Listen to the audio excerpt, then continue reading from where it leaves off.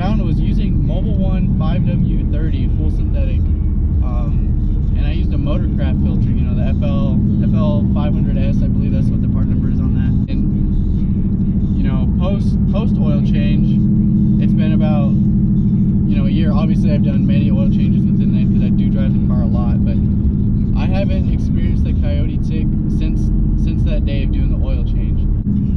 So I'm not like 100% sure if that is what fixed the, you know, the coyote tick or the typewriter tick. I do take this thing up to about 7,500 RPMs when I'm, you know, really getting on it, and I haven't experienced it yet. So I'd like to think that the oil actually did help it.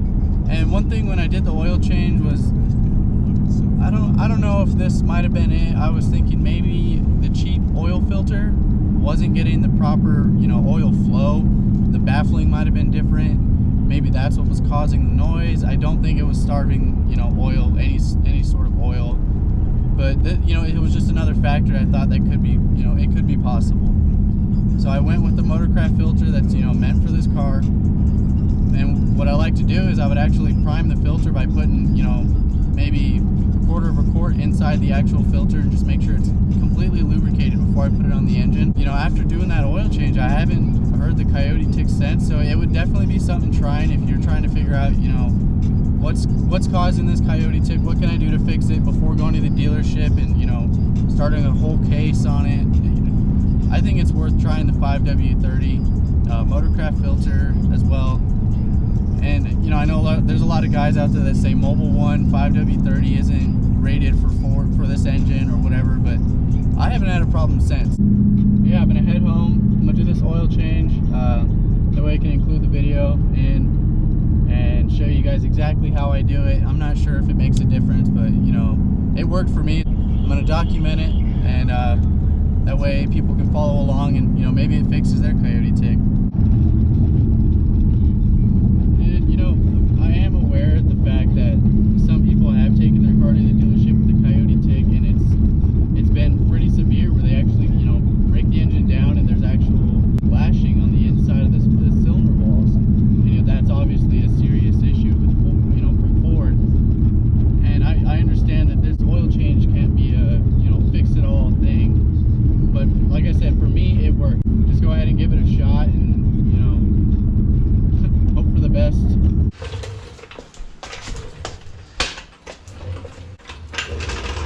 You know, the first step, oh, actually, I don't know if it's gonna fit. Definitely not.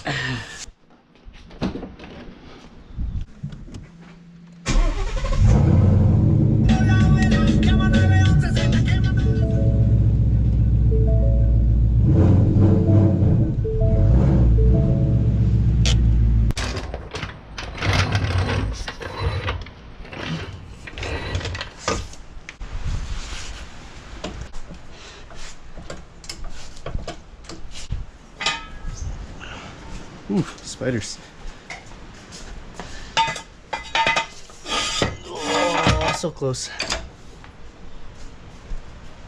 All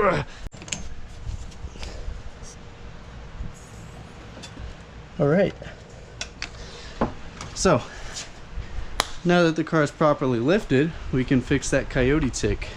Almost forgot the most important step. Oh, by the way, guys, my mom picked up a GT on last Friday. Pretty clean, eh? And it's always a good idea to open your oil filler cap. It's better. Oh, hot. It's gonna be hot. All right, guys, just going over what you're gonna need. You know, pretty basic oil change. 15mm with the ratchet for the drain plug. 7mm. You know, you could use the same ratchet for the oil filter cover, and then just a filter wrench just to get the filter off, obviously. So let's get to it.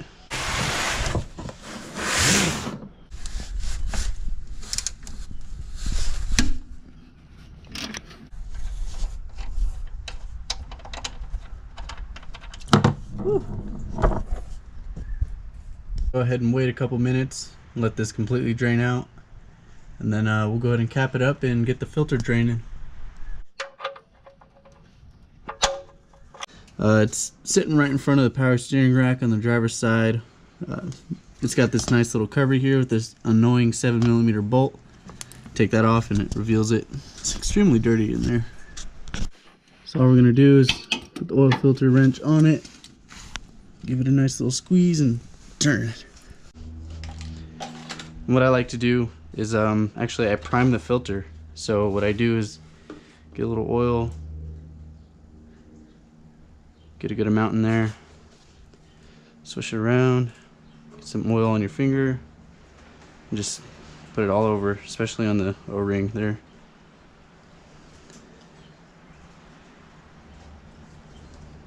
And just like that, she's ready to go in.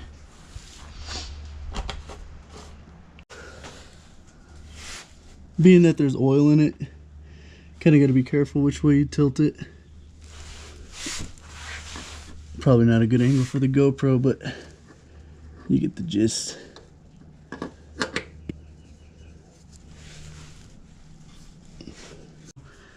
Hand tight. That's what you want. Obviously a good hand tight, but you get the gist. Clean up. I don't have any brake cleaner, otherwise I would do that, but go ahead and add some oil to her. It's kind of an awkward angle, but make it work. And on this car, being that it's a performance pack, I believe it takes 9. I have been putting 9 in it, and that's what fills it up, so we'll go with 9. We're gonna fire it up and give it a listen.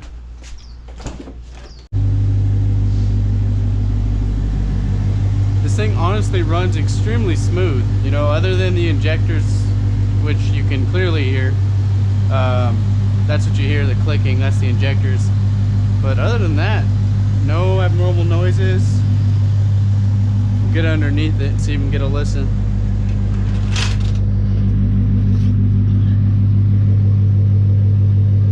Nothing.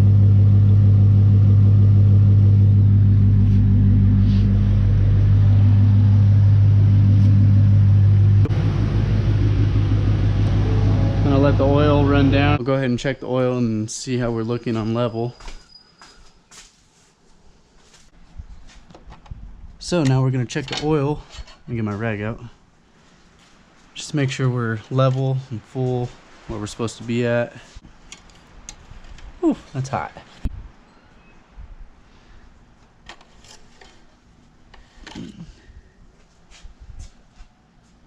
I'd say we're right on the money. Full.